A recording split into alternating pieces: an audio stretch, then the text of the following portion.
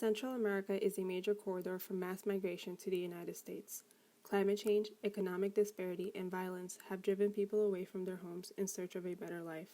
Migration comes with exceptional risks.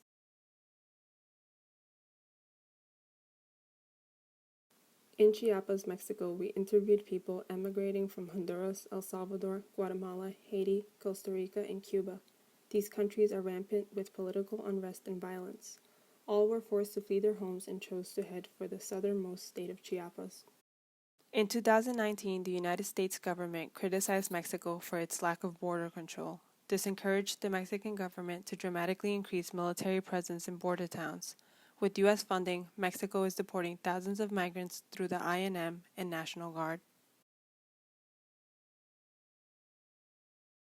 Asylum applicants from the Triangle countries have dramatically increased over the past 10 years.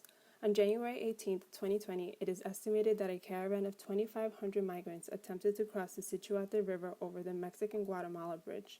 The bridge was blocked off and the caravan was forced to cross via the river. They were confronted by the National Guard with loudspeakers and tear gas. Those that were not intercepted at the river were intercepted in the town square the following day and bused to nearby detention centers. For those able to apply for asylum, an increase in applications has created incredibly long wait times. The government's attention to sorting these claims is inadequate, leaving many migrants stranded and unsure of their status.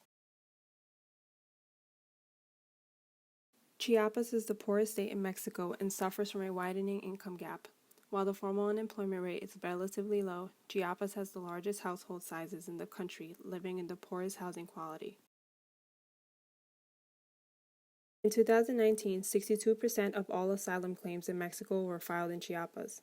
Local communities fear the desperation and urgency of the migrant caravans when they arrive. Many businesses are forced to shutter their doors as they wait for the crowds to dissipate. Naturally, there is friction between the local population and the influx of migrants moving through. The local community initially welcomed migrants, but the escalation of caravans has changed hearts. Locals feel a mix of empathy, fear, and agitation, and are no longer interested in compromising their well-being. Migrants claiming asylum have only 3 months of government-subsidized income, yet claims are taking upwards of 6 months to process. After applying for asylum, they must report to the immigration center to validate papers on a bi-weekly basis. Migrants find more opportunities in urban settings than among the rural poor. Nonetheless, they are starved of resources. The Mexican government requires asylum seekers to remain in the state where their claim is filed. Migrants are barred from formal employment until their paperwork is processed, and they must seek out informal employment and alternative housing arrangements to make ends meet. For obvious reasons, there is immense strain on public spaces throughout Tapachula.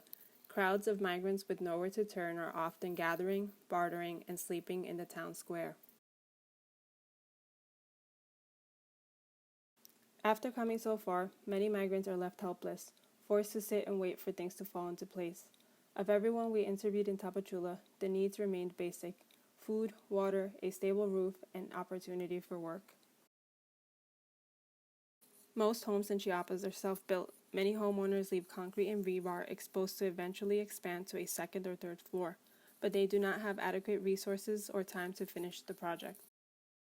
Vacant rooftops like these are scattered throughout Tapachula. We are interested in how we can use these vacant spaces to improve the relationship between unemployed migrants and the local population. If migrants could occupy these spaces, what might these spaces become? How might they benefit the homeowner, the community? How might they function and what might they look like? We look to artist residencies, squatters movements, and hostels for inspiration. Residen-City is a work exchange residency program that defines migrants as residents during their time in Chiapas. In exchange for shelter and amenities, the resident helps the host to expand their home. The intent is to build a symbiotic relationship between the resident and the host.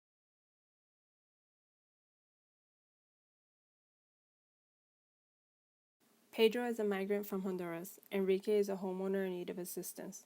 A labor exchange is introduced, allowing Pedro to assist Enrique in exchange for shelter and amenities. Once Pedro arrives in Tapachula and completes the initial asylum claim, he becomes eligible for the Resident-City program and is put into contact with Enrique, a willing local host. Enrique is then able to draw a microloan to purchase local construction materials. When the Resident-City agreement is enacted, Enrique and Pedro begin the process of self-build. Exchanging labor for shelter, Pedro can save and use his small government subsidies for food rather than rent. Pedro continues to assist Enrique until his asylum paperwork is processed. Common spaces and amenities are shared for the duration of the residency. Enrique continues to host Pedro until the paperwork is processed for a period up to 1 year. When the paperwork is processed, the Resident-City agreement ends. Pedro can discuss a longer-term stay with Enrique or can continue his journey through Mexico. Residential building typologies in Mexican cities like Tapachula are simple in construction and layout. Small concrete row houses are pushed right to the edge of the sidewalk. Here we have an existing mini casa layout. The communal space and stairwell are toward the front of the house. Sleeping space is at the rear, and there is a central plumbing wall. Referencing the mini casa, we assume a three-phase residency and construction sequence. Phase 1 prioritizes the building of a sleeping loft on the second level. This space would be accessible to the resident as soon as possible. Phase 2 extends the accessible portion of the second floor. A second bathroom shares a plumbing wall with the one below, and a terraced garden is left uncovered toward the back of the house. Phase 3 moves the sleeping loft to a third floor, and the Phase 1 sleeping space transforms into additional communal space. A combination of CMU and lightweight local materials allow for the faster completion of the project. Bamboo and woven agave panels allow for the variability in construction methods and variability in the skill set of the working resident. The lightweight loft refers to artist residencies and vernacular construction methods of Central America. The materials contrast adjacent concrete facades. For the duration of the Resident-City program, the kitchen and garden remain communal. The communal spaces shared between resident and host encourage regular exchange. As rooms are completed in the upper level, the resident takes ownership of the second floor for the duration of their stay. As a resident leaves Tapachula, they leave behind a footprint and a legacy as a positive force for the local community.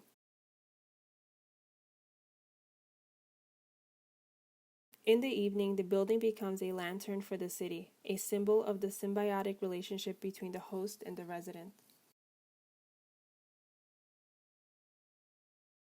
While architecture itself may not be able to mediate the relationship between locals and migrants, the act of building in exchange may improve the tolerances each party has for the other. As the resident-city system is adopted, the project takes shape. The migrants awaiting asylum weave throughout the urban fabric. Instead of building permanent high-occupancy shelters for a transient population, we should continue to identify methods of shelter building that benefit local communities long after migrants have moved on.